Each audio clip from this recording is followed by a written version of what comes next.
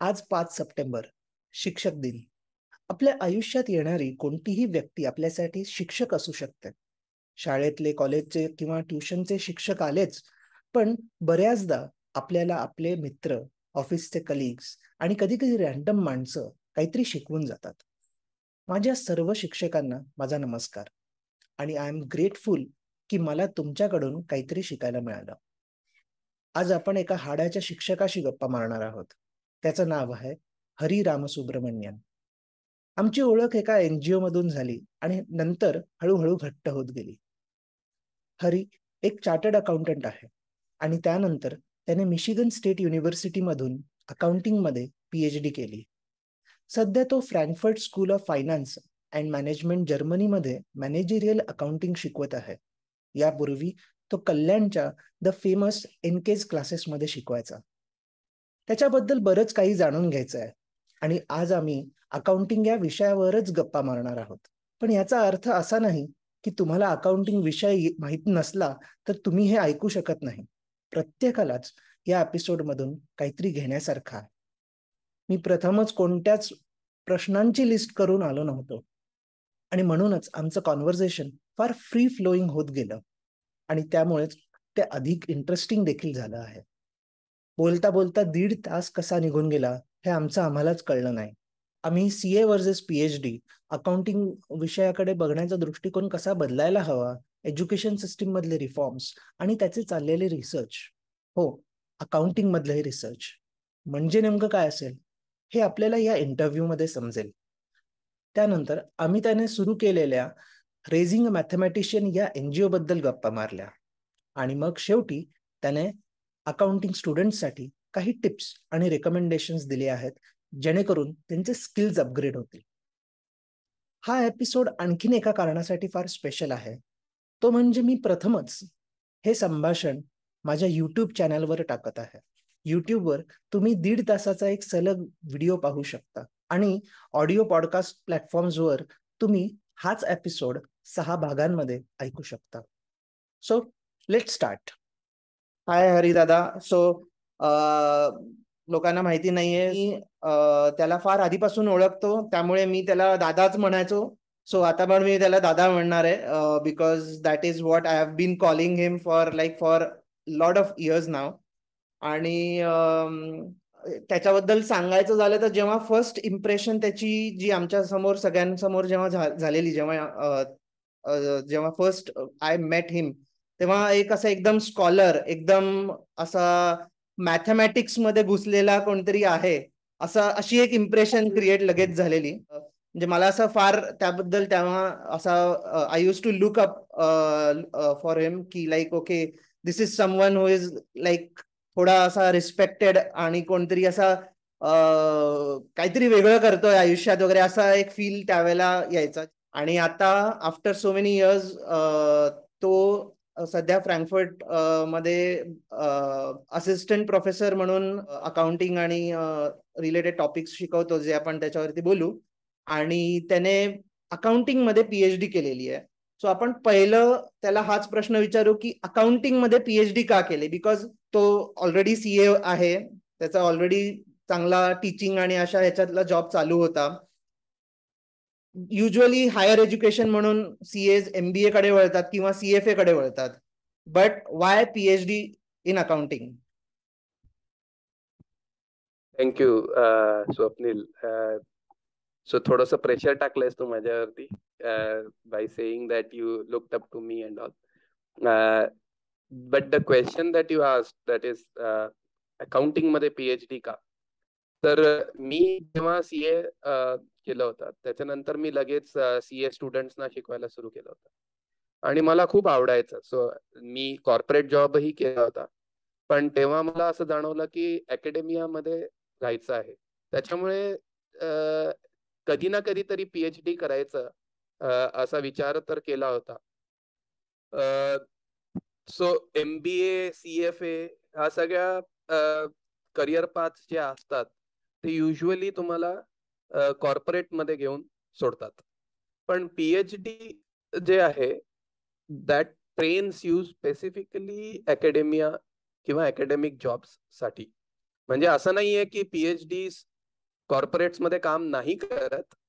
In fact आता because data analytics एवढा मोठा फील्ड झालेला आहे, so PhDs in economics, accounting, finance या रिलेटेड एरियाज मधले PhDs are very much in demand in corporates also. तर पीएचडी मेनली म्हणजे अकॅडमियासाठी, पण पीएचडी कशात करायचं हा मलाही प्रश्न होता. सो मी विचार करत होतो की पीएचडी फायनान्स मध्ये करूया, कारण आपण जेव्हा अकाउंटिंग शिकतो किंवा सीए करतो तेव्हा फायनान्स साठी खूप फॅसिनेशन असतं. कारण आपण टीव्ही मध्ये लोकांना बघतो ते फायनान्स एक्सपर्ट्स असतात. तुम्ही सीएनबीसी बघता तर तुम्हाला एक फायनान्शियल राईट. मार्केट्स बरोबर एक वेगळा एक फॅसिनेशन असतं. राईट. आणि मला मला जो इंटरेस्ट होता तो फायनान्शियल मार्केट्स मध्ये नव्हता, मला कॉर्पोरेट फायनान्स खूप आवडायचा. त्याच्यामुळे मला असं वाटायचं की ठीक आहे आपण फायनान्स करूया, आणि मॅथ्स पण मला खूप आवडायचं. आणि त्याच्यामुळे मी जेव्हा रिसर्च पेपर्स वगैरे वाचले होते, जे जुने पेपर्स ब्लॅक शोल्स मॉडेल असतील किंवा मोडिग्ली आणि मिलर चे मॉडेल्स असतील, तर तेव्हा मला असं जाणवलं की मॅथ हा खूप इम्पॉर्टंट कंपोनेंट आहे, जो आपल्याला कधीच कळत नाही. कारण सीएच्या करिक्युलम मध्ये किंवा कॉमर्सच्या करिक्युलम मध्ये मॅथ्स म्हणजे बेसिक अरिथमॅटिक वरती जास्त जोर असतो, थोडंफार अल्जिब्राचं इम्पॉर्टन्स असतं, पण हायर लेवल मॅथमॅटिक्सचं काहीच ऍप्लिकेशन आपल्याला दिसत नाही. So it was very clear for me की मॅथ आपल्याला आवडतं, आणि अकाउंटिंग किंवा फायनान्स मध्ये आपलं शिक्षण आहे, तर these are the good fields to do PhD. तर जेव्हा मी सिरियसली विचार करायला सुरू केलं होतं की पीएचडी साठी अप्लाय करायचं युनिव्हर्सिटीमध्ये, तेव्हा मग मी विचार केला की अकाउंटिंग मध्ये करूया. कारण अकाउंटिंग जे आहे ते आपलं कोर कॉम्पिटन्सी आहे, बिंग चार्टर्ड अकाउंटंट. त्याच्यामुळे अकाउंटिंग हा एरिया डिसाईड केला. आणि मी मॅनेजमेंट अकाउंटिंग शिकवायचो, मी ऑपरेशन्स रिसर्च टॉपिक्स शिकवायचो जेव्हा मी सीए स्टुडंट्सना शिकवत होतो. त्याच्यामुळे मला मॅनेजमेंट अकाउंटिंग हा एरिया खूप आवडायचा, आणि त्याच्यामुळेच मी पीएचडी पण विदिन अकाउंटिंग मॅनेजमेंट अकाउंटिंग मध्ये केलं. इन टर्म्स ऑफ ॲटिट्यूड किंवा in terms of understanding different aspects of accounting, like आपण जेव्हा नुसतं सीए करतो किंवा नुसतं जेव्हा बीकॉम असतं तेव्हा आपण एका टिपिकल वे मध्ये विचार करतो अकाउंटिंगला, आणि युजली ते एक मेकॅनिकल वे असतो. बॅलन्स शीटच्या समवॉट रिलेटेड मध्ये आपण फिरतो. बेसिकली बॅलन्स शीटचं अनालिसिस करा, रेशोज काढा, बँक साईडला असू तर मग आपण लोकांना लोन देणार असतो तर मग त्याचं क्रेडिट रेटिंग करणं किंवा क्रेडिट वर्दीनेस जाणून घेणं, किंवा इक्विटी मार्केट्समध्ये आपण युजली पर्टिक्युलर शेअर किती अंडर व्हॅल्यूड आहे, ओव्हर व्हॅल्यूड आहे, आणि काय पद्धतीने आपण आता पुढची स्ट्रॅटेजी करायला पाहिजे in terms of which share to buy, किंवा याला लोन द्यायचं की नाही, या पर्टिक्युलर कंपनीचं क्रेडिट रेटिंग काय असायला पाहिजे. सो आय थिंक जे ऑब्व्हियसली जे प्रॅक्टिकल आहे, जे ऍक्च्युअल लागणाऱ्या गोष्टी आहेत त्या गोष्टींवर आपण फोकस्ड असतो. But the methodology of our application of the knowledge is एकदम मेकॅनिकल. म्हणजे तुम्हाला काही फॉर्म्युलाज माहिती आहेत, तुम्हाला काही एक्सपिरियन्स आहे ऑब्व्हियसली पर्टिक्युलर फील्ड मधला, की हिस्टॉरिकली काय चाललेलं, आता काय चाललंय, त्यामुळे you kind of take some calls based on your judgement and experience. But जेव्हा accounting through a PhD angle आपण जेव्हा विचार करतो तेव्हा काय डिफरन्स असतो? हा खूप चांगला प्रश्न विचारलायस तू.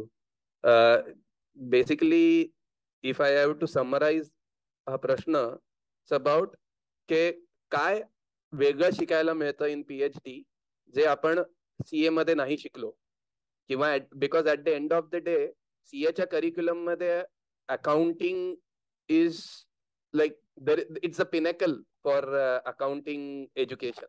त्याच्या पुढे असं काहीच नाहीये की आपल्याला अकाउंटिंग मध्ये काही नवीन शिकायला मिळेल. तर एक गोष्ट मला अशी जाणवली जेव्हा मी पीएचडी सुरू केलं होतं, ते होतं की पीएचडी मध्ये प्रश्न विचारायचे कसे त्याच्यावरती जोर असायचा.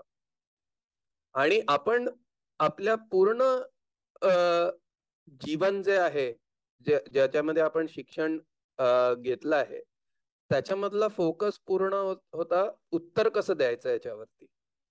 प्रश्न आपल्याला दिलेले असायचे, आपल्याला फक्त उत्तर द्यायची असतात. Right right. सो क्रिएटिव्हिटीचा तेवढा काही रोल नसतो, कारण आपण कधीच कुठल्या प्रश्नांचं उत्तर द्यायचं आणि कुठली प्रश्न इम्पॉर्टंट आहेत याच्यावरती कधी जोर दिला नव्हता. प्रश्न आपल्या समोर असतात, उत्तर द्यायची.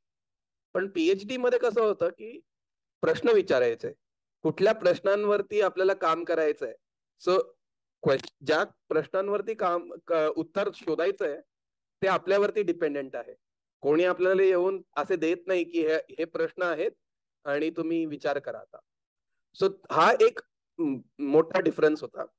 दुसरं म्हणजे मला असं वाटतं की आपल्या सीए करिक्युलम मध्ये किंवा आपल्या बीकॉमच्या करिक्युलम मध्ये काय होतं की बिग पिक्चर इज मिसिंग. की अकाउंटिंग हा बेसिकली काय करायचा प्रयत्न करतोय याच्यावरती कधी जोर दिला नसतो. अकाउंटिंग हे असं करतो आपण, पण आपण हे का करतो, हे अकाउंटिंग नसलं तर काय होईल, अकाउंटिंग आहे तर आपण कुठले प्रॉब्लेम सोसायटी मधले सॉल्व्ह करतोय, हा जो बिग पिक्चर व्ह्यू आहे हा मिसिंग असतो. आणि तो साहजिक आहे की का मिसिंग असतो, कारण at the end of the day CA जे करिक्युलम आहे that is gearing people towards industry. म्हणजे तुम्हाला सीए झाल्यानंतर प्रॅक्टिस करायचं आहे किंवा इंडस्ट्री मध्ये जायचं असेल, तुम्हाला पॉलिसी कसं बनवायचे आहेत, what is the optimal accounting way of doing things, ह्याच्यावरती कधीच विचार केलेला नसतो. पब्लिक पॉलिसी अँगल काय आहे, की जस्ट एक सिम्पल एक्झाम्पल जर द्यायचं असेल की आता ईएसजी वरती खूप काम चालू आहे, एन्व्हायरमेंटल, सोशल आणि governance.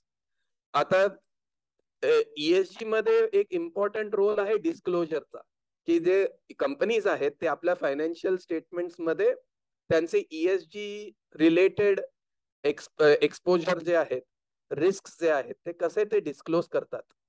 That is an accounting aspect. Accounting is about those disclosures. पण सीए मध्ये आपण कसं काय शिकणार की हे असे डिस्क्लोजर्स कंपनीजना करावं लागतं. पीएचडी मध्ये आम्हाला काय विचारायचं असतं की हे का करायचं, हे नाही केलं तर काय होईल.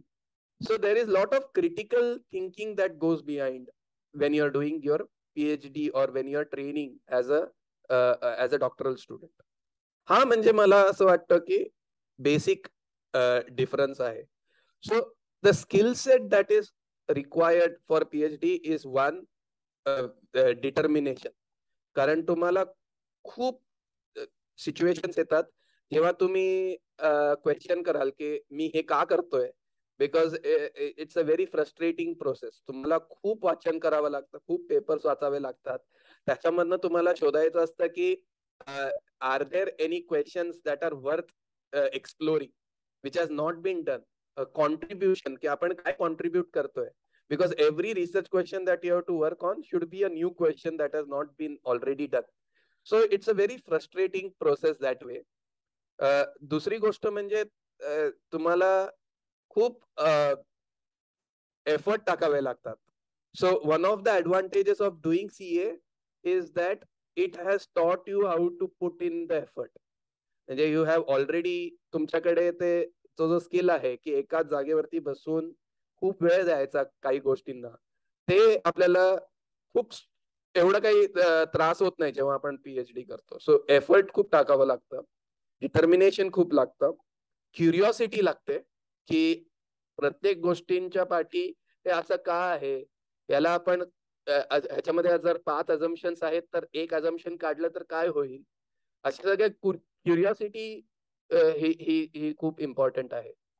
आणि मला असं वाटतं की आपल्या कुठल्याही करिक्युलम मध्ये, बीट सीए किंवा बीट IAS च ट्रेनिंग असू दे, कुठेही क्युरिओसिटीला किंडल करणारं काही गोष्टी आपल्याला मिळत नाही.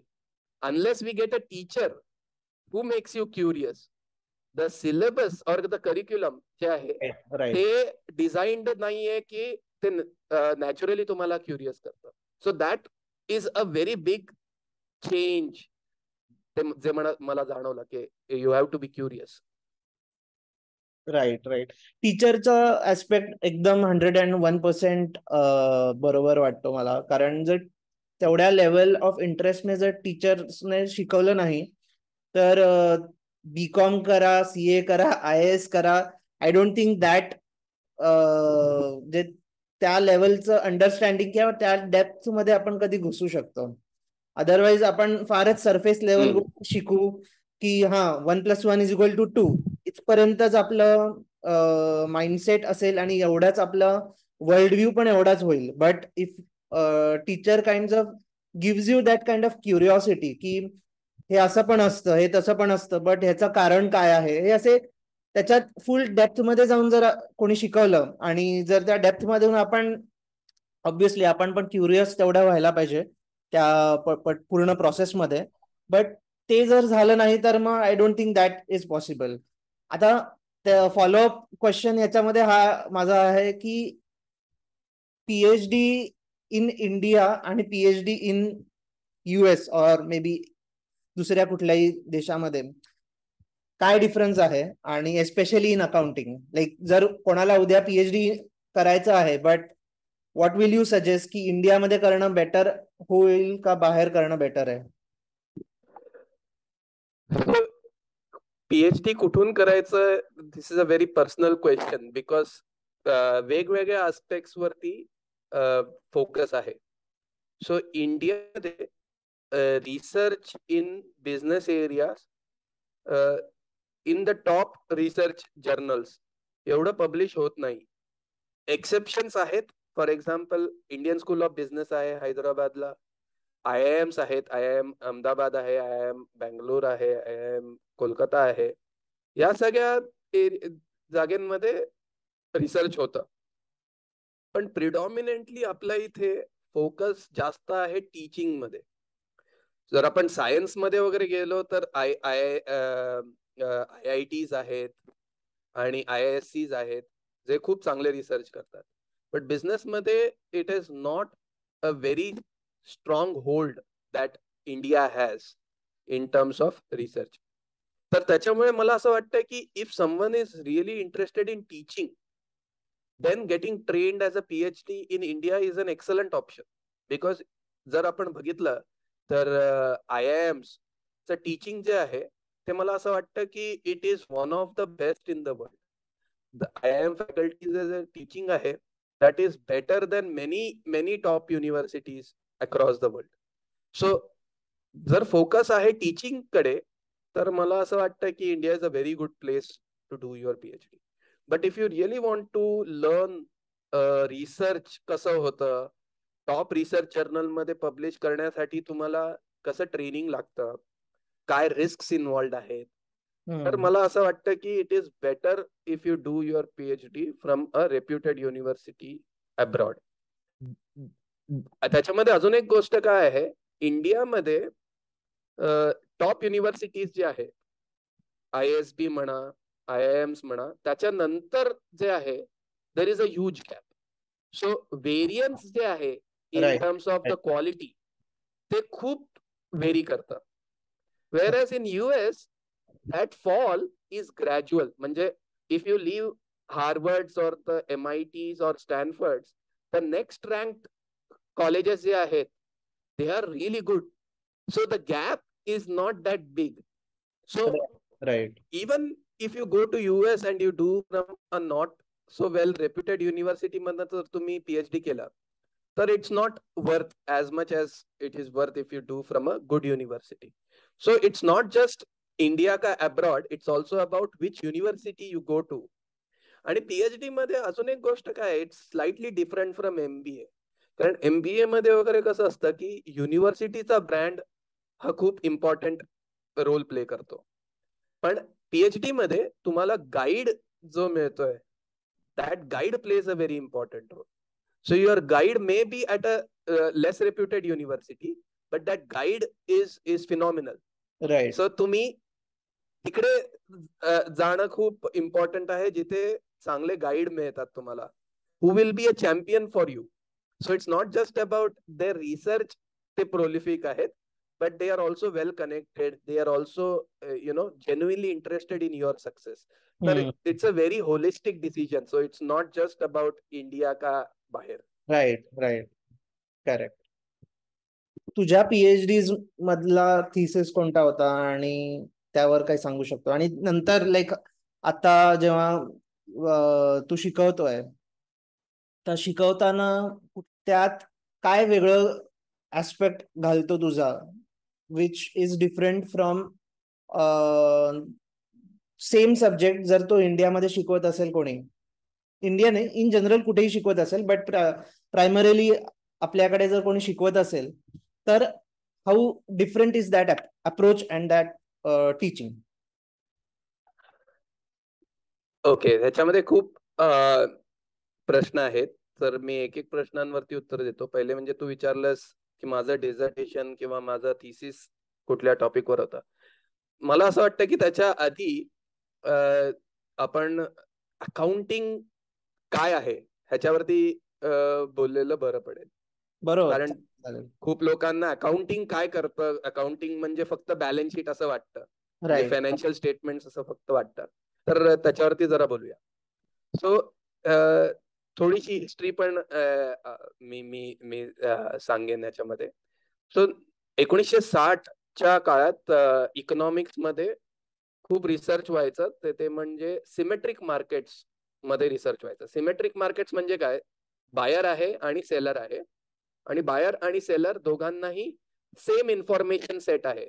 सो त्यांचं जे डिसिजन्स असतात, त्यांना काही डिसाईड करायचं असतं, तर ते सेम सेट ऑफ इन्फॉर्मेशनच्या बेसिसवरती डिसाईड करतात. त्याचं सर्वात चांगलं उदाहरण आहे स्टॉक मार्केट. स्टॉक मार्केटमध्ये स्वप्नील कडे पण सेम सेट ऑफ इन्फॉर्मेशन आहे, माझ्याकडे पण सेम सेट ऑफ इन्फॉर्मेशन आहे.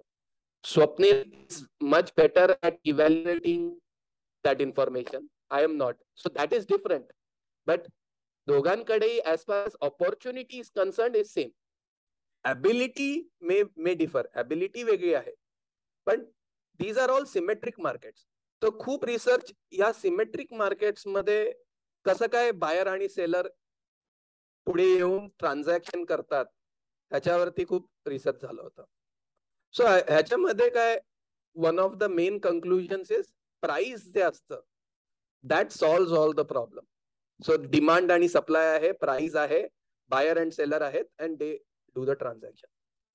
पण त्याच्यानंतर इकॉनॉमिस्ट विचार करू लागले की एसिमेट्रिक मार्केट्स असेल तर काय होईल. एसिमेट्रिक मार्केट्स म्हणजे बायर आहे, सेलर आहे, पण एक पार्टी जी आहे त्याच्याकडे जास्त इन्फॉर्मेशन आहे, सुपिरियर इन्फॉर्मेशन आहे compared to the other party. त्याचं सगळ्यात सिंपल उदाहरण घ्यायचं म्हणजे second hand car market. So तुमच्याकडे सेकंड हँड कार आहे, जो सेलर आहे त्याच्याकडे जास्त इन्फॉर्मेशन आहे अबाउट द कार. जो बायर आहे त्याच्याकडे काहीच इन्फॉर्मेशन माहित नाही, बिकॉज सेलरकडे जे कार आहे, सेलरला एक्झॅक्टली माहिती आहे की याची क्वालिटी काय आहे. ना क्वालिटी जे आहे ते कंटिन्युअम आहे, म्हणजे क्वालिटी तुम्ही जर मॅथमॅटिकली म्हणायचं असेल तर quality can be from 0 to 100. 100 being the best quality, 0 being the worst quality. तर मध्ये कुठेही तुम्ही ते स्लाइडरला विचार करू शकता की क्वालिटीला तुम्ही जर पॉइंट्स द्यायचे असतील. पण हे अनालिसिस करणं थोडं कठीण पडतं. So let us take a very simple case. म्हणजे 2 टाईप ऑफ क्वालिटी आहे, good quality and bad quality. So cars जे आहेत ते 2च टाईपचे आहेत, गुड किंवा बॅड. सेलर जो आहे तो एक्झॅक्टली सांगू शकतो की त्याच्याकडे जर 50 कार आहेत तर कुठली कार बॅड क्वालिटीची आहे आणि कुठली कार गुड क्वालिटीची आहे. पण बायर जो आहे, बायरला काहीच माहित नाही. So let's assume for the sake of assumption की बायरला फक्त माहिती आहे की 50% कार्स गुड आहेत आणि 50% कार्स बॅड आहेत.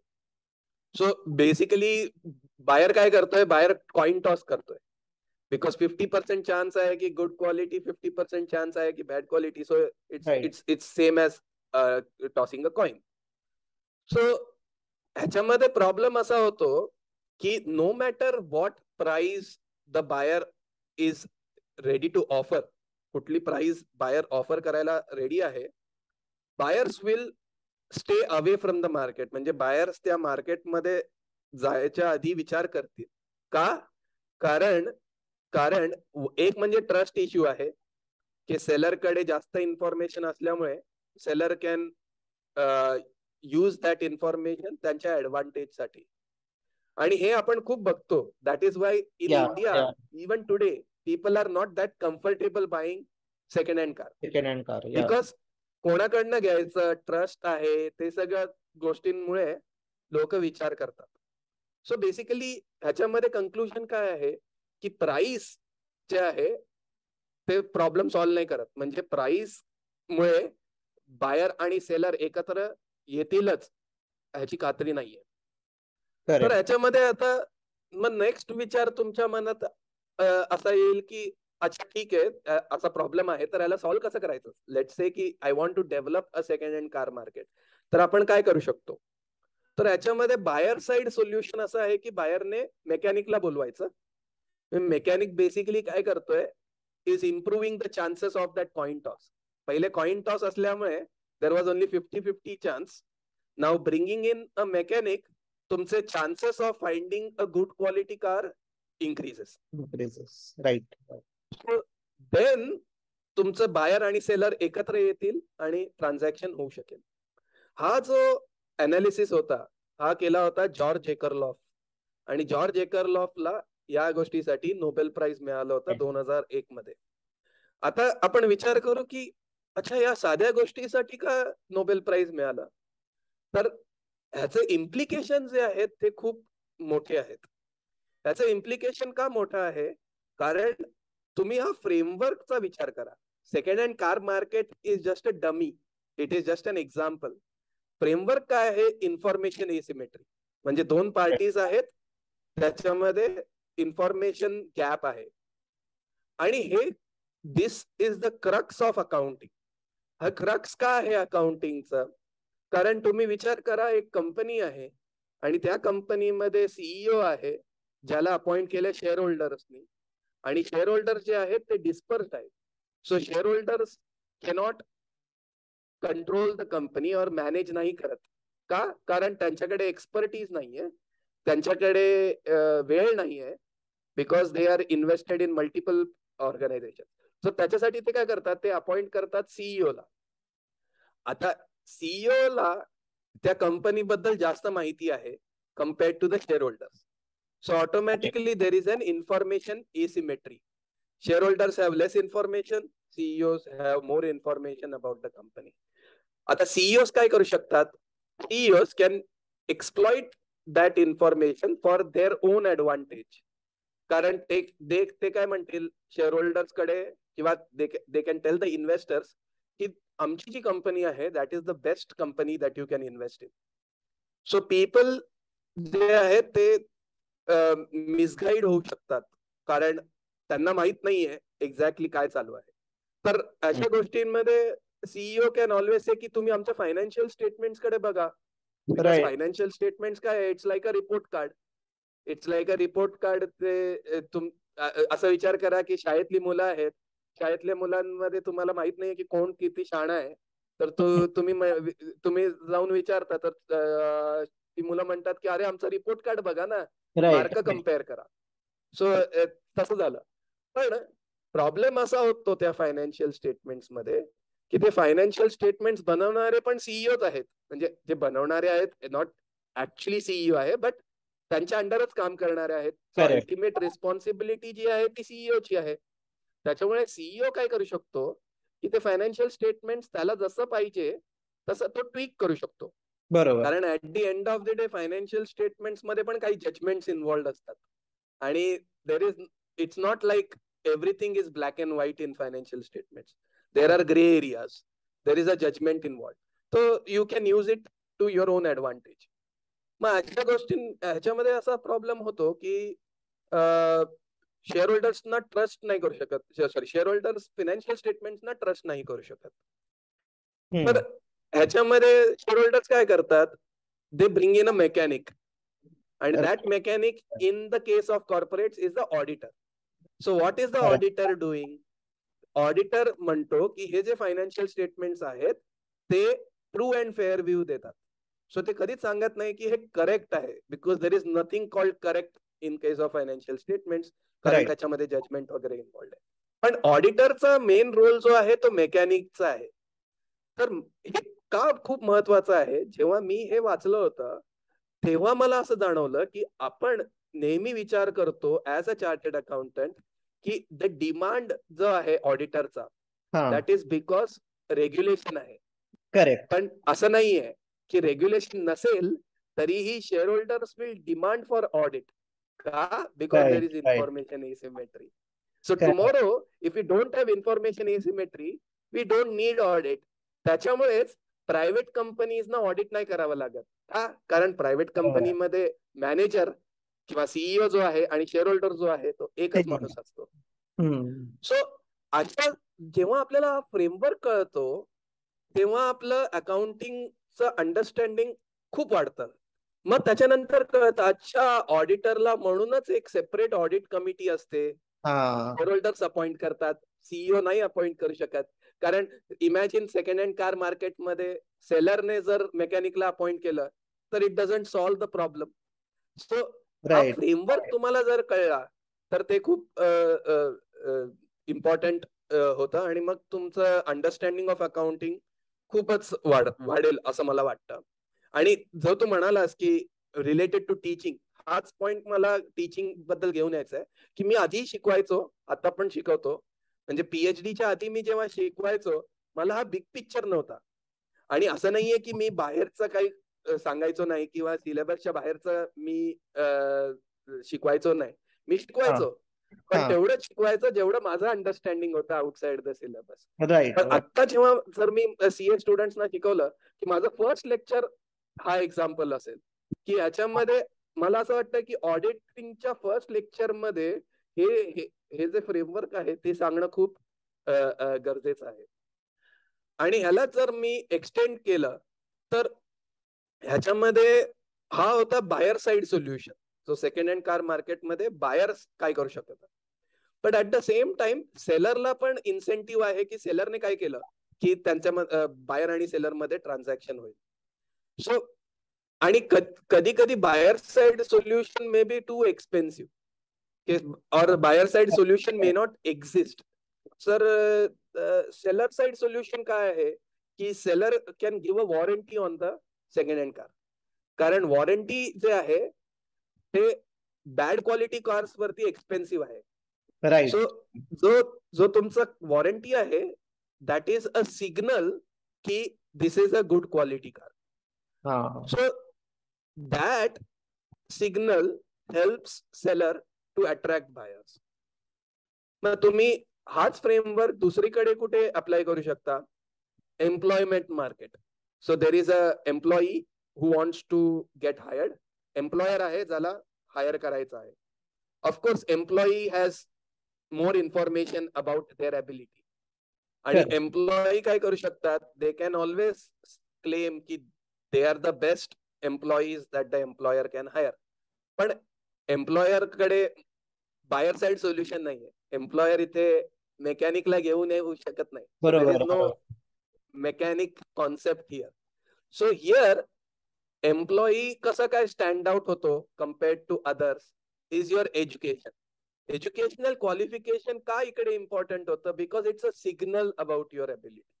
सो त्याच्यामुळे मला असं वाटतं की लिंक्डइन वरती जे डिस्कशन्स होतात की attempts of CA students is not very important and all, ते मला असं थोडंसं वाटतं की it is a good psychological किंवा give good societally discussion, but economically it is not sound. का?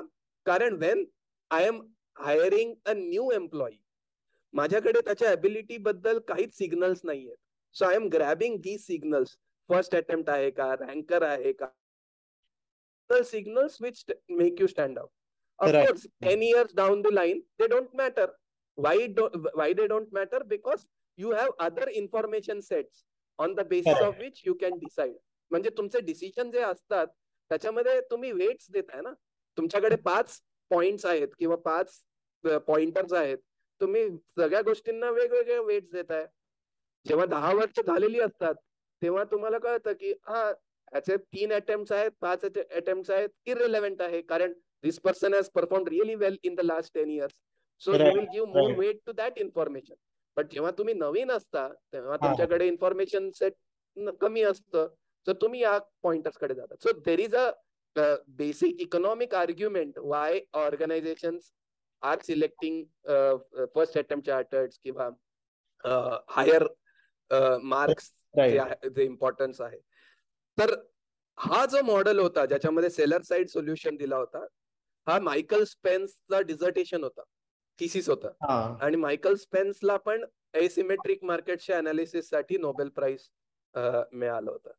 So if you think of the framework, the step by step process is very simple in the sense की buyer side solution झालं, आता काय करू शकतो, अरे seller side solution पण विचार करू शकतो. आणि याचं ते इम्प्लिकेशन असल्यामुळे, लार्ज स्केल इम्प्लिकेशन असल्यामुळे त्यांना नोबेल प्राइज मिळालं. आता याचे इम्प्लिकेशन खूप चिक्कार आहेत. म्हणजे just to give you an example, let's say की ब्लड डोनेशनचा एक्झाम्पल घेतलं तर ब्लड डोनेशन मध्ये इट इज व्हॉलंटरी. आतापर्यंत आपण कधी असा विचार नाही केला की ब्लड डोनेशनला पे का नाही करत. ब्लड डोनेशनला पे केलं तर काय होईल. सो ब्लड डोनेशन मध्ये काय प्रॉब्लेम होतो की if I am the donor, I know the quality of my blood. If you are the recipient, Swapnil has no idea where the blood is coming from. Correct? जेव्हा आपण blood donate करतो त्याच्यानंतर hospitals त्या blood ना check करतात. But there are some diseases which cannot be traced by checking. Right. Now त्याच्यामुळे काय problem होऊ शकतो, if I am incentivised to donate blood, then there are chances that I will donate blood even if the quality of my blood is bad quality. Right. Because I am getting money for that. But if it is a donation market, म्हणजे ज्याच्यामध्ये तुम्हाला काहीच पैसे नाही मिळत, काही incentive नाही आहे, if I am a bad quality donor, I will stay away from the market. Because माझ्याकडे आता काही लोकांना, I am not a sadist किंवा I am not a social psycho नाहीये मी की मी जाऊन डोनेट करेन just because I like that person suffering. So जेव्हा इन्फॉर्मेशन एसिमेट्री एवढी जास्त होते की it can have catastrophic outcomes, then you have to make sure की इन्सेंटिव्ह नाही देतोय आपण. सो हा जो फ्रेमवर्क एकदा समजून घेतला आपण इन्फॉर्मेशन एसिमेट्रीचा, तर मग आपल्याला खूप सगळ्या गोष्टी कळायला सुरू होतात. जसं की सेकंड हँड कार मार्केटमध्येच आता इंडियामध्ये पण खूप व्हायला लागलंय की there are websites, at least in the US किंवा लोक US मध्ये वगैरे किंवा युरोपमध्ये second hand car market is very common. In fact I think more people by second hand cars than buying new cars. कारण न्यू कार्स वगैरे ते कंपनी वगैरे असतात ते जास्त बाय करतात. पण लोक का सेकंड हँड कार मार्केट वरती विश्वास करतात, because there are third party websites which give you the details of that cars once you put the information. म्हणजे किती ऍक्सिडेंट झालेले आहेत तुम्हाला कळतं, किती वेळा मेंटेनन्स केलेला आहे, सगळ्या गोष्टी तुम्हाला कळतात. So the third party is actually bridging the information gap. Seller कडे जे जास्त इन्फॉर्मेशन आहे, आता they are also giving buyer with that information. So this intermediary is playing the very important role. म्हणजे बेसिकली आता आपण फिलॉसॉफिकली जर विचार केला तर ह्याच्यामध्ये असं आहे की जर माणसं एकमेकांना ट्रस्ट करू शकले आणि सेलर जो आहे तो बोलला की नाही, आय प्रॉमिस की मी माझा जो इन्फॉर्मेशन सुपिरियरिटी आहे, माझ्याकडे जास्त इन्फॉर्मेशन आहे, मी एक्सप्लॉइट नाही करणार, आणि ह्याच्यावरती आपण त्या लेवलवरती जर जाऊ शकलो, मग या सगळ्या third market, third party, intermediary, auditor कोणाची गरजच पडणार नाही. दॅट इज आयडियल, म्हणजे बट ते होणं शक्य नाहीये. येस. आता मी माझ्या डिझर्टेशन बद्दल सांगतो.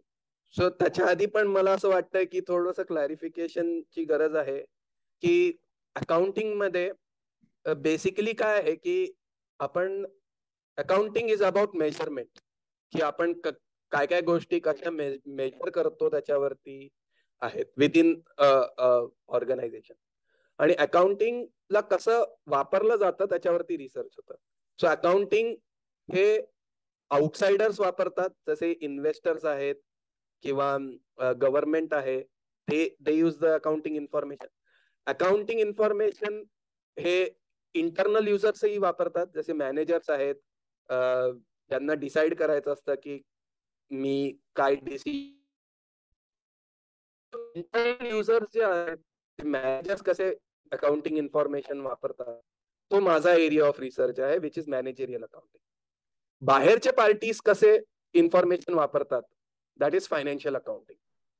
आणि अकाउंटिंग टॅक्स इन्फॉर्मेशन साठी किंवा टॅक्स प्लॅनिंग साठी किंवा टॅक्स कमी करण्यासाठी, tax decisions related, that is a sub area within accounting which is doing tax research. आणि जे ऑडिटर रिलेटेड रिसर्च करतात, that is audit research. So these are the 4 broad areas. माझा जो area आहे तो managerial accounting आहे.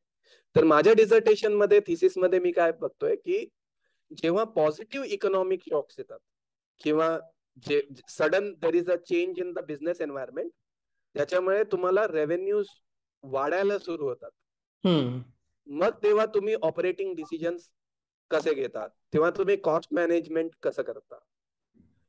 कारण जो मॅनेजमेंट मध्ये किंवा स्ट्रॅटेजी मध्ये वगैरे रिसर्च आहे, that is mainly towards negative shocks, की suddenly there is a change in the environment and you are in a spot of bother, मग तुम्ही कसे काय मॅनेज करता.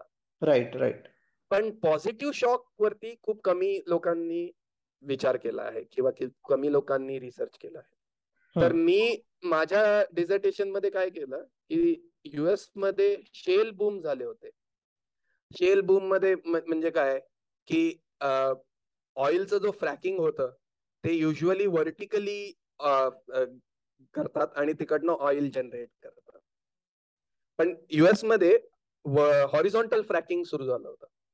सो हॉरिझॉन्टल फ्रॅकिंग मुळे they could get a different type of natural gas and oil which was not feasible earlier. म्हणजे आधी it was expensive, but technological progress मुळे it became feasible to get that.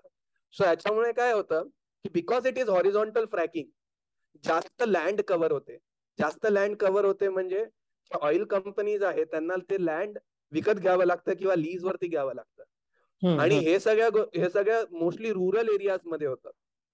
तर तिकडे जी लोक राहत आहेत ते सडनली मिलेनियर्स झाले overnight, because oil companies increase the demand for their land.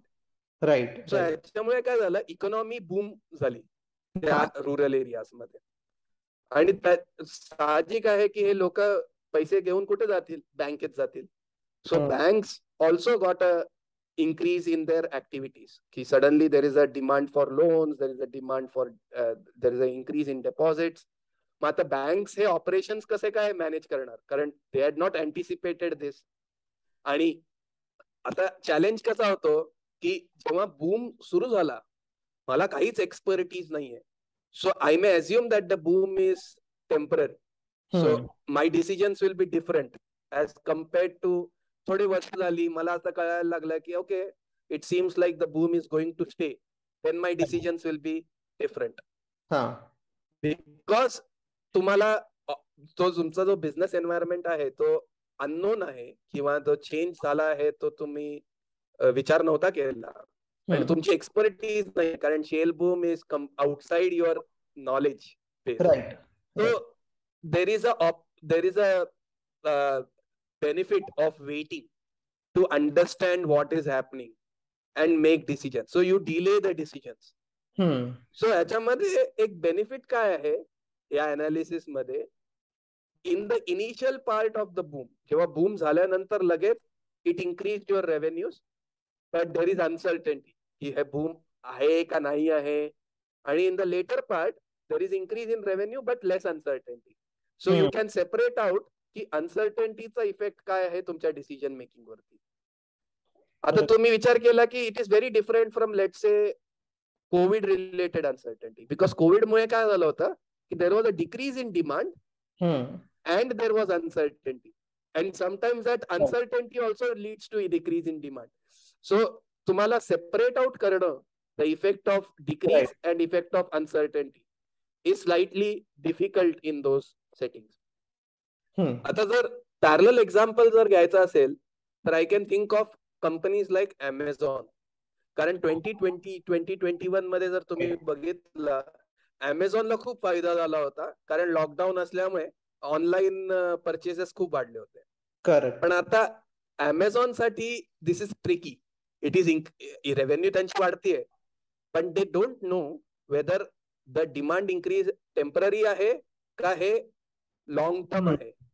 That is it changing the mindset of people towards online shopping, or is it just because it is pandemic, people cannot go out, they are doing online shopping?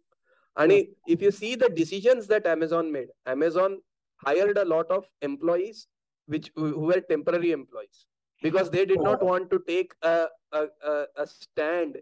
This is going to be a long-term phenomenon.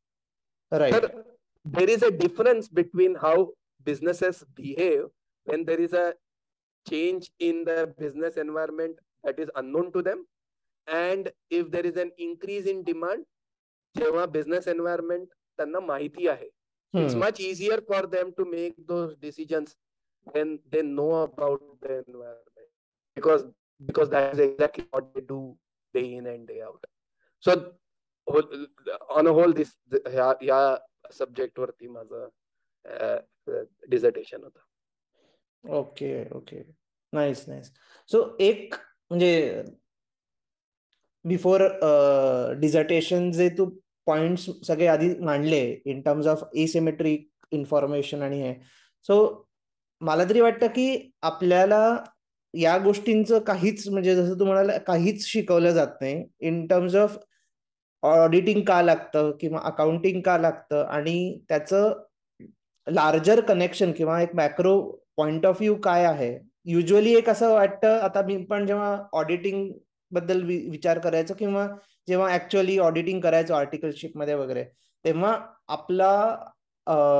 आपलं thinking असंच असतं की okay auditing लागतंय because जसं तू म्हणाला, one is regulation, two is ठीक आहे like कंपनीला पण असं वाटायला पाहिजे किंवा कंपनीला पण लाईक मॅनेजमेंटच्या साईडने पण एक असतं की नाही आपल्या कंपनीमध्ये फ्रॉड होऊ नये किंवा या गोष्टी प्रॉब्लेमॅटिक काही होऊ नये आणि एक ट्रू अँड फेअर रिप्रेझेंटेशन व्हावं. That's it. म्हणजे त्याच्या ऍडिशनल काय युजेज आहे किंवा काही युजेज नाहीये एवढं विचार कधी केलेला नव्हता, which I am like being frank about, like कारण कधीच आपल्याला शिकवलं जात नाही तसं. प्लस ऑडिटिंग अशा सब्जेक्ट मध्ये जरी सब्जेक्ट पण एवढा बोरिंग करायचे इन टर्म्स ऑफ एक्झामिनेशन, जसं आपण म्हणतो की India has examination system and not education system, तर तशा ह्याच्यात एकदमच फालतू असायचे. म्हणजे क्वेश्चन्स पण असे फालतू असायचे. आपल्याला बऱ्याच गोष्टी पाठ कराव्या लागायच्या की नाही या स्टँडर्ड मध्ये हे आहे, त्या स्टँडर्ड मध्ये ते आहे. सो लाईक आपलं एक एकंदरीत अंडरस्टँडिंग ऑफ ऑडिटिंग किंवा एकंदरीत understanding of financial statements use to be like कसं हे पाठ करू शकतो किंवा कसं एक्झाम मध्ये जाऊन ते प्रोड्यूस करू शकतो ह्याच्यावरती जास्त भर असायचा. आणि नंतर जेव्हा ऍक्च्युअल लाईफ मध्ये करताना थोडा कदाचित ऍटिट्यूड चेंज होतो, बट आय डोंट थिंक ह्या लेवलला चेंज होतो की आपल्याला एकदम असं डोक्यात आपल्याला प्रकाश पडतो की नाही ह्याच्यासाठीच ऑडिटिंग झालं पाहिजे. सो आय थिंक जे बेसिक कॉन्सेप्ट क्लिअर जी केलेली आहे की इन टर्म्स ऑफ एसिमेट्रिक इन्फॉर्मेशनला हँडल करण्यासाठी ऑडिटरचा रोल इम्पॉर्टंट आहे, ही फार महत्वाचं आहे असं वाटतं. Second thing in terms of shock, the positive shock. So जसं तू म्हणाला अमेझॉन साठी हा पॉझिटिव्ह शॉक होता आणि त्याने म्हणून मग टेम्पररी लेबर हायर केलेले आणि ती अनसर्टन्टी किती वेळ चालेल, पॉझिटिव्ह असली तरी किती वेळ चालेल हे त्यांना माहिती नव्हतं. सो त्याच्याच मध्ये मला एक थोडा क्वेश्चन आहे इन टर्म्स ऑफ एक आता आपण इकॉनॉमिक कंडिशन जेव्हा बाहेर बघतो म्हणजे US मध्ये किंवा युरोपमध्ये बघतो त्याच्यात आपल्याला एक दिसून येतं की लेबर शॉर्टेजेस झालेले आहेत आणि दुसरा एक दिसतं आपल्याला की आत्ता नाही दिसत आहे बट 2021 मध्ये ह्याचं जास्त आपल्याला त्याचा इफेक्ट दिसलेला ते म्हणजे पेंटअप डिमांड की एक वर्ष आपण जास्त वापर केला नव्हता काही गोष्टींचा मे बी एक वर्ष आपण कपडे विकत घेतले नाही एक वर्ष आपण मे बी कार विकत घेतल्या नाहीत वगैरे वगैरे आणि सडनली 2021 मध्ये पेंटअप डिमांड वाढली जी आपण म्हणतो की लाईक 2021 मध्ये असं टेम्पररी पिरियडसाठी एक बूम क्रिएट झाला पेंटअप डिमांडचा तर ह्या पेंटअप डिमांड मध्ये पण तो पॉझिटिव्ह शॉक आहे म्हणजे मी जरा क्रोनॉलॉजिकली सांगतो की लाईक फर्स्ट 2020 मध्ये अमेझॉनला पॉझिटिव्ह शॉक आला कारण तू एक्सप्लेन केलं ते बट 2020च्या एंड मध्ये किंवा 2021 मध्ये कन्झ्युमर गुड्स मध्ये एक पेंटअप डिमांडचा पॉझिटिव्ह शॉक आला सो सेम कॉन्सेप्ट आपण ह्याला पण अप्लाय करू शकतो का पेंटअप डिमांड बाय डेफिनेशन हा शॉर्ट टर्म फिनोमेना असतो बरोबर सो हा शॉक भलेही आलाय it's very if you know की it is not going to stay then decision making खूप इझी आहे ती अनसर्टन्टी जी आहे की ती राहणार की नाही राहणार ती किती वेळ राहणार that is where the decisions become tricky आता फॉर एक्झाम्पल जेव्हा कोविड सुरू झाला होता तेव्हा माहिती होतं की कोविड संपणार आहे द ओनली क्वेश्चन वॉज कधी राईट सो दॅट कधी is what will change your decisions की एका वर्षात संपणार आहे तर माझे डिसिजन वेगळं असणार आहे 3 वर्षात संपणार आहे तर my decisions are going to be different so initially जर विचार केला everybody thought so if you see इंडियामध्ये जेव्हा call was made to shut down everything people cooperated because they thought की 15 डेजच्या नंतर कोविड नसणार आहे म्हणजे 15 डेज नंतर आपण बाहेर जाऊ शकतो आणि काहीच it will be back to normal right so there the decision making is very easy 15 दिवसाच करायचं आहे ना ठीक आहे I will my mindset is different compared to मला कोणी सांगितलं की 15 दिवसाचं करायचं आहे त्याच्यानंतरही नॉर्मल नाही होणार आहे एका वर्षानंतर पण if that is known to me at that time then I think that 15 days would have been very different so similarly pent up demand जो आहे तो मला माहिती आहे की तिचा short term phenomena so I will make adjustments accordingly तर आता जर आपण बघितलं की एअरलाइन्स मध्ये वगैरे in Europe right now which is the summer vacation time खूप घोळ होतोय खूप म्हणजे खूपच त्रास होतोय इन ऍट एअरपोर्ट्स का कारण there is a labour shortage का कारण त्यांनी लेबरला फायर केलं होतं because there was no demand and now they don't have labour and this is seasonal demand which is very not exactly like pent up demand but this is only a temporary period so usually they काय करायचे they would hire temporary labor they would increase their labor intake only for that time period पण आता problem काय आहे there is a huge demand for temporary labor because everyone had fired their employees so pent up demand चे decisions आहेत they are slightly easier but at the same time the challenge is because everyone is facing a similar problem so the dynamics are quite different. Got it.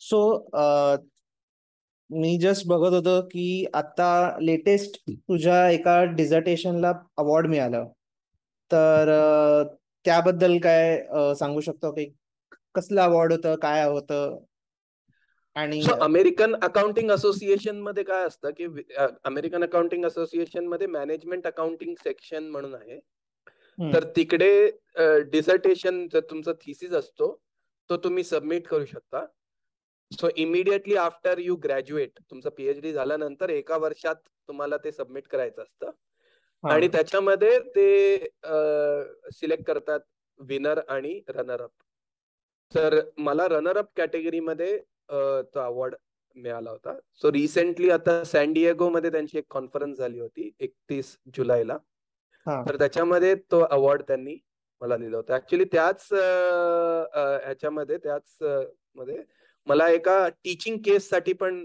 Award मिळाला होता. त्या teaching केस जो आहे तो 2 professors बरोबर लिहिलेला तो केस आहे. त्याच्यामध्ये महेंद्र गुजराती आहेत बेंटली युनिव्हर्सिटीला, आणि डोरोथी फेल्डमन आहे, त्या पण बेंटली युनिव्हर्सिटीला आहेत. तर आम्ही तिघांनी मिळून एक तोशिबा वरती एक अकाउंटिंग केस लिहिला होता, जो टीचिंग साठी खूप उपयोगी पडेल. सो त्याच्यामध्ये innovations in management accounting education award त्या केसला मिळाला होता, विच वॉज व्हेरी सॅटिस्फाईंग. कारण usually PhD students don't work on cases because you don't have incentive, कारण तुमचा फोकस मेनली रिसर्च वरती असतो. पण मला असं वाटलं की this is a very interesting case, आणि मी ह्याच्यामध्ये वेगवेगळे ऍस्पेक्ट घेऊन येऊ शकतो की मॅनेजमेंट अकाउंटिंग आहे, फायनान्शियल अकाउंटिंग आहे.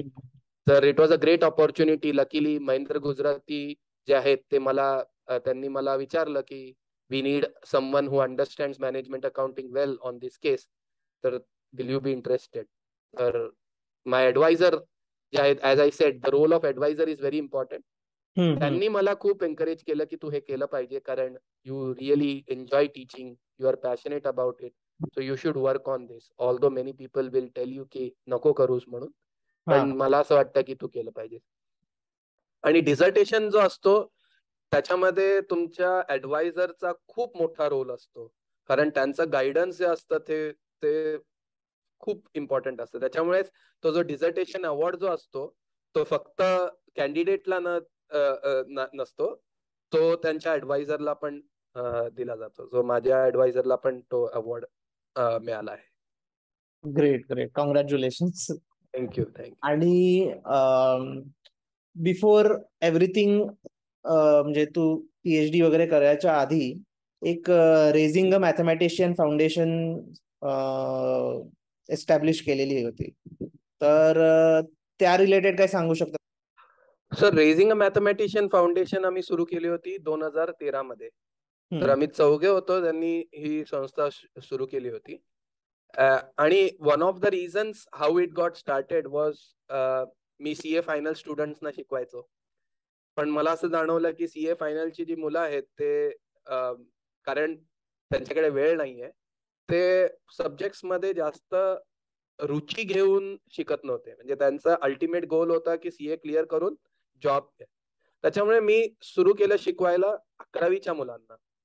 आता 11वीच्या मुलांना मला असं वाटायचं की मॅथ्स हा जो सब्जेक्ट आहे त्याच्यामध्ये वेगवेगळे ऍस्पेक्ट्स आहेत, ते आपण मुलांना शिकू शकतो, जसं कसा विचार करायचा प्रॉब्लेम वरती वगैरे. तर मी एका संडे मॉर्निंगला साइन ए प्लस बी डिराईव्ह करत होतो. Sign A plus B, sign A cos B plus cos A sine B, आणि मी डेरिव्हेशन शिकवत होतो. एका मुलाने हात वरती केला आणि मला विचारलं की हे आम्हाला परीक्षेत येणार आहे का?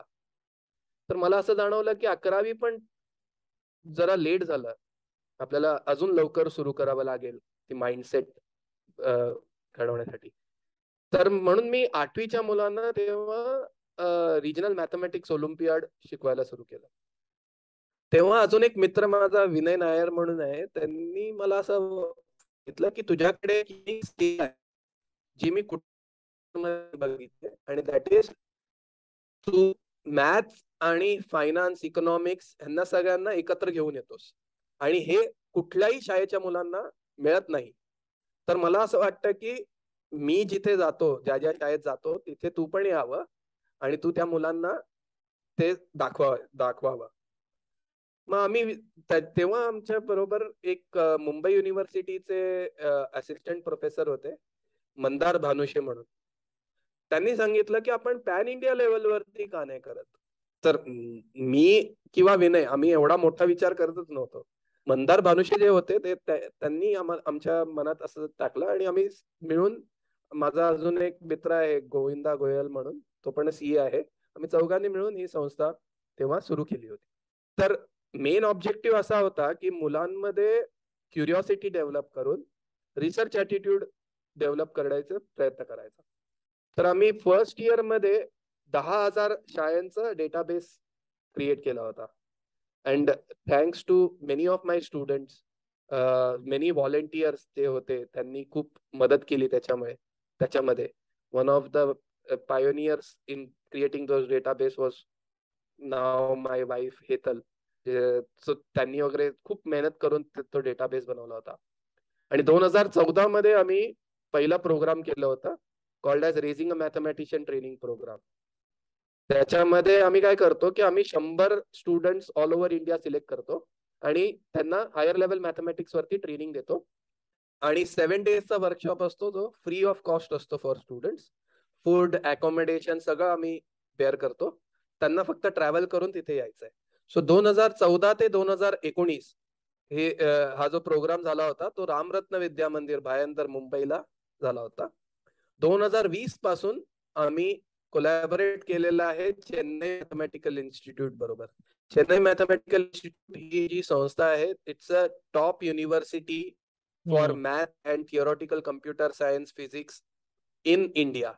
In fact, many of their students want to do their PhD from Stanford, University of Michigan type colleges मध्ये. आणि तिकडे जे मुलं येतात ते पण ओलिम्पियाड मध्ये वगैरे इंटरनॅशनल मॅथ ओलिम्पियाडला वगैरे गेलेले आहेत अशी मुलं आहेत. So we were very lucky that we could collaborate with them. But unfortunately 2020, 2021, 2022 हा जो प्रोग्राम आहे तो ऑनलाईनच करू शकलो आम्ही. नेक्स्ट इयर पासून वी आर होपिंग की we will be able to do it in person. तेव्हा it will happen in Chennai. It will happen on the campus of Chennai mathematical institute. त्याच्या बरोबरच आम्ही भरपूर वेगवेगळे प्रोग्राम्स पण करतो. But this is a flagship program. 2020 मध्ये आम्ही 2021 मध्ये रॅदर एप्सिलॉन म्हणून एक प्रोग्राम सुरू केला होता which was for students in the age group of 9 to 12. Raising a mathematician training program 13 to 15 साठी आहे. Epsilon 9 to 12 years च्या स्टुडंट साठी आहे. It is basically similar to a program that runs in US called as Epsilon US. So this is Epsilon India because Epsilon US जो ज्यांनी सुरू केला होता डॉक्टर जॉर्ज थॉमस म्हणून आहेत. त्यांनी आम्हाला विचारलं की will we be willing to do it in India. कारण त्यांनी बघितलं की खूप रेझिंग अ मॅथमॅटिशियनचे स्टुडंट्स जे आहेत ते तिथे जात आहेत. तर त्याच्यामुळे त्यांनी विचारलं की rather than they coming here why don't we provide it in India itself. So त्यांचा कॉस्ट पण तेवढा वाचेल. आणि भरपूर मुलं जे आहेत ते आता वेगवेगळ्या समर प्रोग्राम्स मध्ये जातात. US मध्ये रिसर्च पेपर्स वरती काम करतायत. ते आता PhD सुरू करतायत. सो जेव्हा आम्ही 2014 सुरू केलं होतं तेव्हा आम्ही बोललो होतो की आपण 2024 मध्ये बघूया की हे 2014 मुलं काय करतायत. सो वी ओनली थॉट के the performance evaluation shouldn't happen in 24. It should happen in 2024. कारण आम्ही जे करतोय ते काम जे आहे ते लॉंग टर्म गोल परस्यूट मध्ये आहे. शॉर्ट टर्म मध्ये नाहीये. So you won't be able to see anything in the short term. It's like R&D investment. तुम्ही आता जे R&D मध्ये इन्व्हेस्ट करताय तुम्हाला फ्युचर मध्ये दिसेल. तुम्ही लगेच एका वर्षात काय झालंय त्याचा विचार केला की तुम्ही डिसअपॉइंट व्हाल. आणि त्याच्यामुळेच आम्ही ही संस्था नॉट फॉर प्रॉफिट ऑर्गनायझेशन ठेवली. कारण फॉर प्रॉफिट जर ठेवली तर तुमच्यावरती तेच प्रेशर्स येतात जे बाकीच्या इन्स्टिट्यूटना येतात. लाईक त्याचा काय फायदा होणार आहे, मार्क्स याच्यामध्ये वाढणार आहे की नाही. सो सोसायटल प्रेशर जो आहे पेरेंट्स असू दे, स्टुडंट्स असू दे किंवा ओव्हरऑल जे इकोसिस्टम आहे त्याचा जो प्रेशर असतो तो तुम्हाला नॉट फॉर प्रॉफिट असल्यामुळे कमी जाणवतो.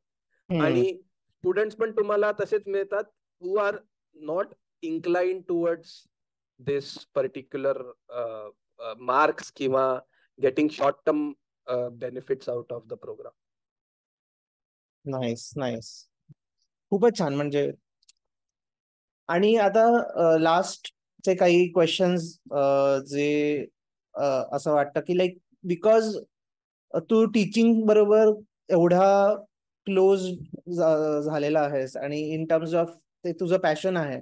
तर तुला जर असं आता ठरवलं समजा like if you are education minister or if you are a person who is some kind of influential now, then what changes will you make in education system at say school level, at college level, and especially in accounting field at college level वगैरे in India obviously? बापरे, हा खूपच loaded question आहे आणि माझी expertise बिलकुल नाहीये नाही, education but I field think मध्ये. म्हणजे मला तरी वाटतं की लाईक जितक्या लोकांना मी बघितलं असेल अकाउंटिंग शिकवताना किंवा फायनान्स शिकवताना, आय एम डेफिनेटली शुअर की लाईक असे टॉप पर्सेंटाईल मध्ये तर तू नक्की येतो, right? So from that authority I am asking you की like I know that you have something to give if you, म्हणजे जर तू उद्या ऍक्च्युली झालास in terms of any kind of wherever you are influential in this field, I know you will bring that change because तू आता raising mathematician बद्दल बोललास किंवा in general तू आता पीएचडी करून अकाउंटिंग मधला तुझा एक अप्रोच चेंज झाला आणि त्याच्याबद्दल तू बोललास. सो एकंदरीत असं कळतंच ना की म्हणजे यू जे काही तुला वाटतं पॉझिटिव्ह चेंजेस जे तू तुझ्या स्वतःमध्ये झाले होते किंवा स्वतःमध्ये झाले नसतील किंवा दुसऱ्यांमध्ये झालेले असतील, ते तुला असं वाटतं की नाही I have to inculcate this in students. So ही जी आय थिंक ही जी बेसिक भावना असते ती इम्पॉर्टंट असते फॉर अ टीचर. आणि म्हणूनच मला वाटतं की like if you are in a position, जर तुला काही चेंजेस करायचे असतील, it might not be like अख्खं हा नाही मी अख्खं बदलून टाकेन वगैरे रॅडिकल मला किंवा एक इमॅजिनरी किंवा एक युटोपियन वगैरे असं काही नकोय. एक प्रॅक्टिकल चेंजेस जे which is possible in like next 5 years, आणि त्याचा इम्पॅक्ट एक पुढच्या 10 years 20 years मध्ये आपल्याला दिसून येईल. बिकॉज मी माझ्या पॉडकास्टमध्ये पण बोलतो आणि लाईक आता तर सगळ्यांना माहिती पण आहे लाईक की demography of India is changing drastically. आणि जर पुढच्या 25-30 years मध्ये आपण आपल्या एम्प्लॉयर्स, आपल्या लेबरला, आपल्या ह्युमन कॅपिटलला जर अजून स्किल नाही बनवलं, तर मग पुढे जाऊन अजून प्रॉब्लेम्स येतील इन टर्म्स ऑफ अनएम्प्लॉयमेंट आणि इकॉनॉमिक ग्रोथ मध्ये पण त्याचे आपल्याला इम्प्लिकेशन्स दिसतील. सो फ्रॉम दॅट अँगल म्हणजे इवन जरी बाकी प्रोग्राम्स चालू असतात गव्हर्नमेंटचे, स्किल इंडिया वगैरे वगैरे, किंवा न्यू एज्युकेशन पॉलिसी पण आली आहे. So I don't know like on ground काय चेंजेस होतील त्या पॉलिसीज मधनं किंवा ह्याच्यामधनं, बट आय एम शुअर की नुसतं टीचिंगला ट्विक केलं तरी बऱ्याच गोष्टी चेंज होऊ शकतात. So from that angle what do you think, अशा वेगवेगळ्या स्टेजेसमध्ये काय चेंजेस करू शकतो? मला पहिले तर असं वाटतं की आपण जसे इंडियन ऍडमिनिस्ट्रेटिव्ह सर्व्हिसेस आहे किंवा इंडियन पोलीस सर्व्हिसेस आहे, इंडियन इंजिनिअरिंग सर्व्हिसेस आहे, तसं मला माहित नाही की इंडियन एज्युकेशन सर्व्हिसेस म्हणून आहे का नाहीये. मला असं वाटतं की पहिले जर आपण तसा एक फ्रेमवर्क बनवला इंडियन एज्युकेशन सर्व्हिसेसचा, तो we will be able to attract a lot of talented people to that. कारण जर आता आपण जर बघितलं की गव्हर्नमेंट स्कूल टीचर्स जे होतात किंवा इन जनरल स्कूल टीचर्स जे होतात किंवा इवन कॉलेज टीचर्स जे होतात, ते in in in atleast in some cases it's their last option. म्हणजे त्यांना अजून कुठे नाही करता आलं त्याच्यामुळे. So we are not getting passionate teachers. तर ते पॅशनेट टीचर्सना अट्रॅक्ट करायचं असेल तर I think Indian education services वगैरे will be a very good starting point. दुसरी गोष्ट म्हणजे मला असं वाटतं की आपलं स्कूल एज्युकेशन जे आहे ते खूप चांगलं आहे, पण मला असं वाटतं की there is a big gap when it comes to under graduate education, bachelors जे आहेत. आणि अगेन देच क्वालिटीचं व्हेरियन्स आहे, तो मला वाटतो की तो कसा आपण कमी करू शकतो त्याचा विचार केला पाहिजे. So one possibility is you do teacher training programmes, lot of teacher training programmes, and not just on how you deliver the sessions in the class, but also on updating their content knowledge. कारण content ज्या speed मध्ये change होतोय, so you will get outdated very fast if you don't upgrade your knowledge. तर आपण जर विचार केला की 1980 मध्ये जो माणूस ग्रॅज्युएट झाला तो कसा विचार करायचे की त्यांना तर बॅचलर्स डिग्रीची पण गरज नसायची. डिप्लोमा होल्डर 12th स्टँडर्ड असतील, they can lead their entire life at one place in a corporate. जेव्हा आपण शाळेत होतो तेव्हा जे ग्रॅज्युएट झाले त्यांचं कसं होतं की they would do under graduation, then they would do post graduation, then they would go for job. and then they would learn on job, they would change the jobs and so on. आपल्या वेळेला काय झालं, लोक पहिले एक particular level of education घ्यायचे, they would go for job, then they would come back to school, upgrade their skills, then they will go back. Later generation मध्ये काय होणार आहे, people will do some basic education, will go out, will come back, will go out, will come back. So back and forth between university आणि corporate आहे ते वाढणार आहे का, कारण the pace at which the world is changing is ट्रेमेंडस.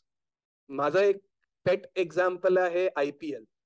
2008 मध्ये जेव्हा सुरू झालं होतं IPL, आता जे स्पॉन्सर्स आहेत IPL चे ते 2008 मध्ये एक्झिस्टही नव्हते करत. Right. So we are seeing that companies are evolving or changing, the ecosystem is changing so fast.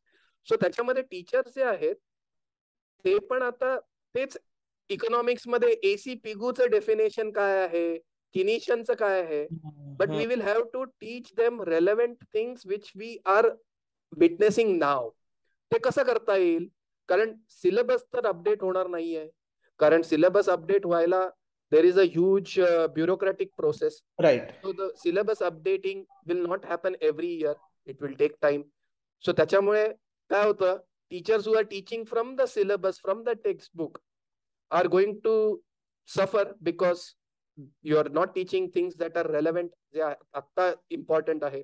आणि टीचर्स कडे तो स्किलही नाहीये की ते काहीतरी from the current affairs they can bring to schools.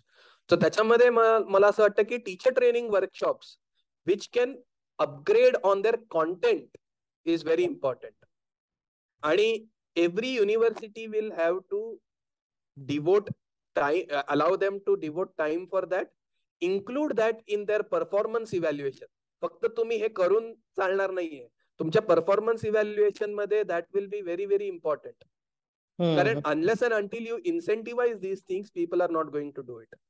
It's not like मग ते इलेक्शन ड्युटी सारखं होतं की जे कंपल्सरी आहे, जबरदस्ती आहे, करावं लागतं. तसं नाही करायचं आपल्याला. It should be more of like people want to do it. आणि त्याच्यामध्ये मला असं वाटतं की performance measurement systems will have to change. So खूप साऱ्या गोष्टी इव्हॉल्व्ह व्हावे लागतील. पण if there is one thing that I would want to happen is the Indian education services, and how we can empower or enrich the faculty or the teachers, especially in government schools where there is a big gap in the skills of the teachers. And in colleges, I think if we can help teachers to bring je kai current घडतंय and bring it to the classroom, then that will be really really helpful and improve the quality of education that we provide. मला एक गोष्ट अशी सांगायची, मी एकदा जेव्हा डोंबिवलीत होतो तेव्हा आम्ही एका शाळेत गेलो होतो आणि the principal was telling us की आमच्या शाळेमध्ये तुम्ही बघा की किती चांगला सायन्स लॅब आम्ही सेटअप केलेला आहे. So that was their definition of improving the quality of which is one aspect, but for us the bigger aspect is how it is getting delivered in the classroom. Correct. कारण ते जर पोहोचलं नाही, आता you don't even need these equipments. आता मी जर एक simple उदाहरण घेतो, ठीक आहे. मी असा जर प्रश्न विचारला 7वीच्या मुलांना, हाऊ टू प्लॉट पाय ऑन अ नंबर लाईन, ठीक आहे, मॅथचा प्रश्न आहे, पाय नंबर लाईन वरती कसं प्लॉट करायचं. टेक्स्टबुक्स मध्ये नसतं, कारण पाय ची काही व्हॅल्यू नाहीये ना. It's not like square root of 2. Square root of 2 आपण कसं करतो, okay, we take a base of 1, we take a height of 1, हायपोटेन्युसला आपण मेजर करतो विच इज √2, मग ते आपण कंपासला ओरिजिन वरती ठेवतो आणि मग तिकडे कट होईल ते √2. सो सेम लॉजिक आपण पायला वापरू शकतो. त्याच्यासाठी काय इम्पॉर्टंट आहे, आवर अंडरस्टँडिंग ऑफ व्हॉट इज पाय. So definition काय आहे, so we go back to the basics. Definition: pi is the ratio of the circumference of the circle to its diameter. So circumference divided by diameter is pi. Okay. So if we take a circle of diameter 1, then circumference is pi. So what we can do, draw a circle of diameter 1.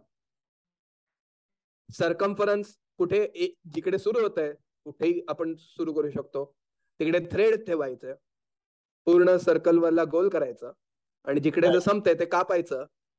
मग तुम्ही जे ओरिजिनला ठेवणार जिकडे ते thread संपेल, that will be pi. Right. So now you have plotted. So you don't need a science lab for doing that. You don't need, but what you need is a very passionate teacher who is curious and who is able to spark that curiosity in the minds of the students. त्याच्यासाठी teacher training workshops खूप गरजेचं आहे. मला असं वाटतं की teachers are willing to do these things, but they lack the skills to do it. And that's where I think 2 or 3 points I would say. Nice. मला पण माहिती नव्हतं पायचं, तू आता सांगितल्यावरती मला कळलं, right, this can be done. So actually useful आहे. आणि अकाउंटिंग मध्ये काय चेंज करता येईल, अकाउंटिंग टीचिंग मध्ये? बिकॉज एक ऑब्झर्वेशन आणि जी रियालिटी झालेली आहे ती म्हणजे अकाउंटिंग करून, ऍज इन जस्ट बीकॉम करून काहीच होत नाही in terms of job, in terms of anything काही होत नाही. एमकॉम करावं लागतं, बट एमकॉम मध्ये पण फार जॉब प्रॉस्पेक्ट्स काही होत नाहीत. मग लोक ज्यांना मग काही ऑप्शन मिळत नाही, मग ते टीचिंग कडे वळतात. मग अशी जसं तू म्हणाला, मग इधर पीएचडी करतात, पण मग पीएचडी पण काहीतरी असंच, म्हणजे sorry to say, but like पाट्या टाकण्याचं कामासारखंच काहीतरी पीएचडी केलं जातं कुठल्या तरी बेसिक लोकल युनिव्हर्सिटीमध्ये. काहीतरी फॉर्मॅलिटी म्हणून काहीतरी डिझर्टेशन केला जातो, काहीतरी थिसिस प्रोव्हाइड केला जातो, आणि मग पीएचडी मिळते. आणि मग देन बाकी लोक युजली मग कॉलेजमध्ये शिकवणं वगैरे हे सगळं करतात. But in terms of actual industry मधलं एम्प्लॉयमेंट करायचं असेल तर तुम्हाला काहीतरी वेगळं करावं लागतं. नुसतं बीकॉम थ्रू काहीच होत नाही. एमबीए करा, सीएफए करा, सीए करा, परत हे सगळ्यांना जमतं पण असं नाही. ऍज इन टाइम, मनी आणि एक sort of knack of doing or passing those exams, ते पण कुठेतरी प्रॉब्लेमॅटिक असतं. सो त्यामुळे people end up in somewhere in between. म्हणजे ते ना धड एका पर्टिक्युलर गोष्टीमध्ये एक्सपर्ट होऊ शकतात ना ते कुठल्या, मग असं होतं ना की मी ग्रॅज्युएट आहे तर मग मी पिझ्झा डिलिव्हरी का करू, किंवा मी असं पण एक अप्रोच आपल्याकडे होऊन जातो. तर मग तुम्ही आफ्टर अ पॉइंट कुठल्या तरी एका लेवलचं स्टँडर्ड ऑफ लिव्हिंग किंवा एका लेवलची सोशल इमेज मध्ये पण तुम्ही जाता. सो मग तुम्ही काही जॉब्स घेत नाही आणि काही जॉब्स अप्लाय करत नाही. बट जिथे तुम्हाला जायचं असतं तिथे जाण्यासाठी तुमच्याकडे तेवढ्या स्किल्स नसतात. आणि हल्ली ते ऑनलाईन टीचिंग, ऑनलाईन एज्युकेशनमुळे जरा ती स्किल गॅप भरून निघते, वेअर ॲटलिस्ट तुम्हाला एक बेसिक अंडरस्टँडिंग येतं की लाईक ओके, फायनान्शियल मार्केट्स असेल तर मग तुम्हाला बेसिक्स ऑफ फायनान्शियल मार्केट्स असे काहीतरी कोर्सेस ऑनलाईन मिळतात, तुम्ही ते करू शकता, तुमचं नॉलेज वाढू शकतं. Somewhere you will get decent job, असं एक अझम्पशन असतं, बट तसं होत पण नाही.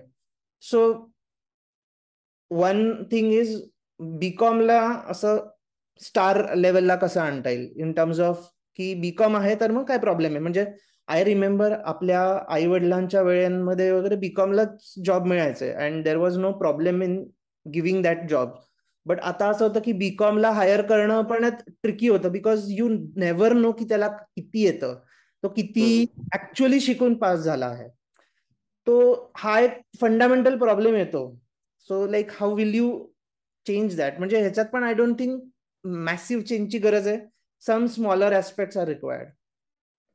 Very interesting point. मला जेव्हा तू लास्ट पॉइंट म्हणालास की जेव्हा आपण हायर करतो बीकॉमला, मला माहित नाही की त्याला किती येतंय, right? So at the end of the day problem काय झालाय की मार्क्स जे आहे that is not indicator of the person's caliber, right? Correct? आणि what was the objective behind marks? Marks हा जो आहे तो आउटकम आहे. बेसिक तुम्हाला मेजर काय करायचंय? Effort, correct? You want to measure effort, but effort is unobservable. Information asymmetry च हे आहे इथे, effort is unobservable. राईट. तर तुम्हाला जर आयडियल सिच्युएशन दिली तर I would like to spy on every student to see की कोण किती एफर्ट घेतोय, पण that is not possible. Right. So monitoring is costly, म्हणजे it is infinite cost. So monitoring is out of question. So then you have to bring in a performance measure which is based on your outcome. But that outcome should be sensitive to your effort. So right now our problem is the outcome is not sensitive to the effort. CA मध्ये काय होतं, CA मध्ये the outcome is very sensitive to effort. So when you look at the outcome, you can at least, there is a high correlation between effort and outcome. आपल्या marks मध्ये काय problem आहे, the correlation between effort and outcome is missing और it is very low. Right. Right. आपल्या जुन्या generation मध्ये काय व्हायचं, that effort to this relation was quite high because not everyone was able to do become. Right. Right. So right now what has happened is, because वही घिसे पिटे सवाल, तेच सेम क्वेश्चन्स, ते सेम क्वेश्चन्स तुम्ही विचारताय.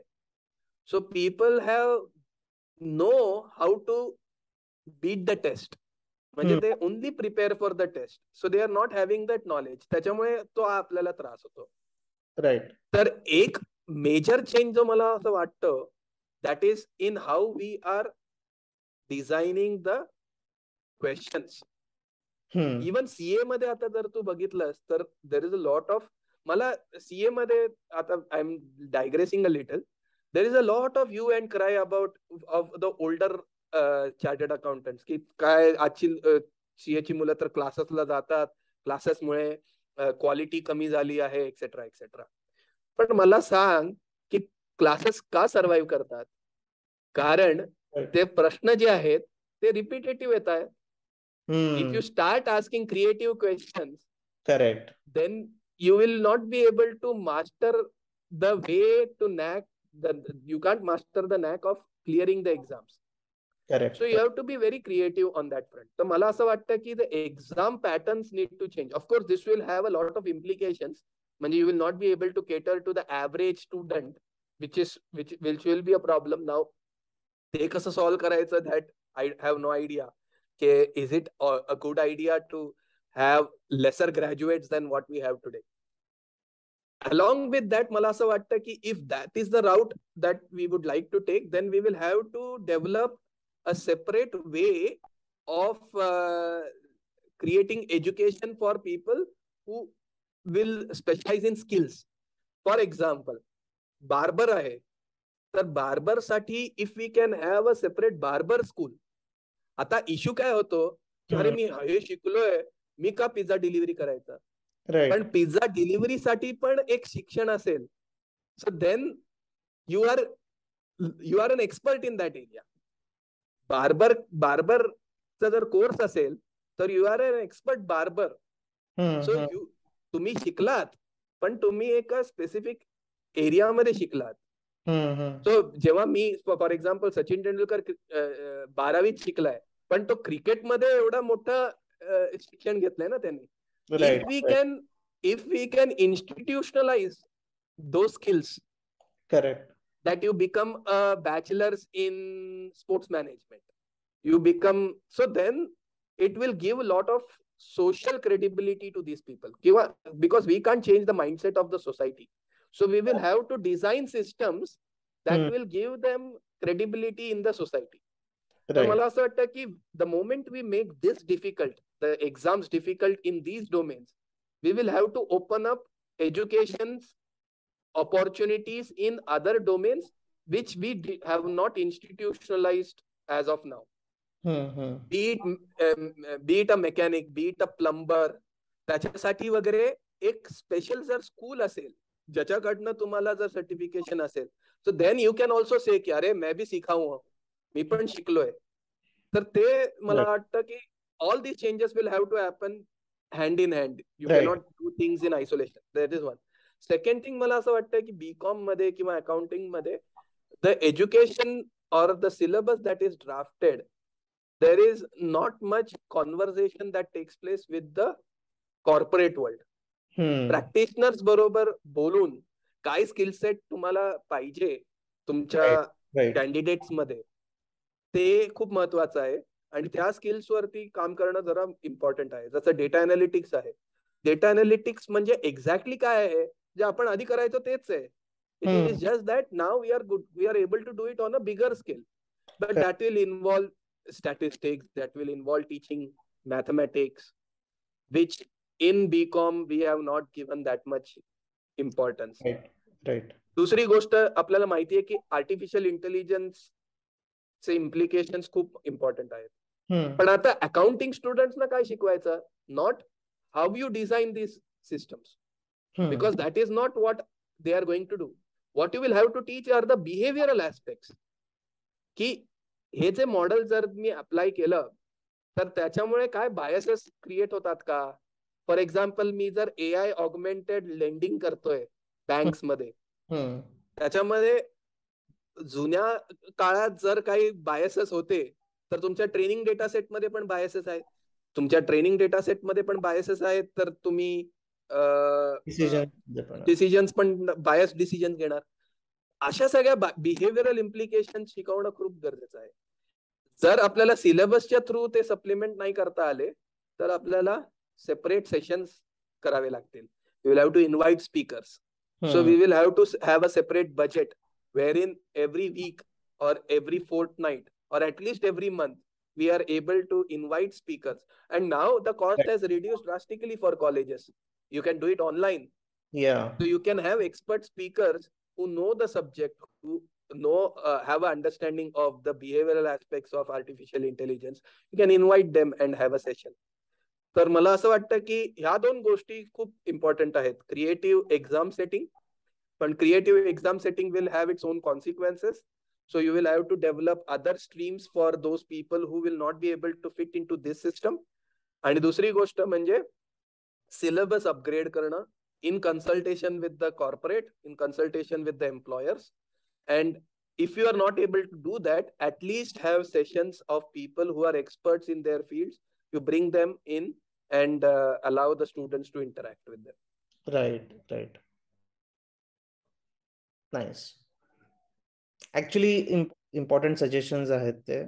So आता last question जो एक युज्युअल क्वेश्चन की like what are some nice book recommendations किंवा मूवी रेकमेंडेशन्स किंवा अशा टाईपचे जे तू सध्या बघितलं असेल, आणि गायडन्स असं काही द्यायचं असेल फॉर अकाउंटिंग स्टुडंट्स एस्पेशली, काय असेल की स्पेसिफिकली दोज हू म्हणजे जे CA पण नाही करत आहेत किंवा असे प्रोफेशनल कोर्सेस नाही करत आहेत, त्यांच्यासाठी काय मेन गोष्ट सांगू शकतो की like these are the 10 things you should do to upgrade yourself in terms of काय वाचलं पाहिजे, काय बघितलं पाहिजे, कशाने नॉलेज वाढवू शकतो, अशा टाईपचं. आणि एक जनरल मग रेकमेंडेशन देऊ शकतोस काही पण. तर मला थोडे ते पुस्तक जे खूप आवडली होती जेव्हा मी वाचले होते, एक होतं फ्रीकॉनॉमिक्स. स्टीव्हन लेविट आणि स्टीफन डबनर आहेत, त्यांनी लिहिलेलं पुस्तक. मला एवढं आवडलं होतं ते. That was one of the reasons why I got motivated to do a PhD. कारण त्याच्यामधले जे होते they were so out of the box and the way they had analysed, ते खूप भन्नाट होतं. तर फ्रीकॉनॉमिक्स मी डेफिनेटली रेकमेंड करेन लोकांना. आय थिंक सुपर फ्रीकॉनॉमिक्स आलेलं सेकंड सुपर फ्रीकॉनॉमिक्स पण सेकंड पार्ट पण त्यांनी आणलं होतं.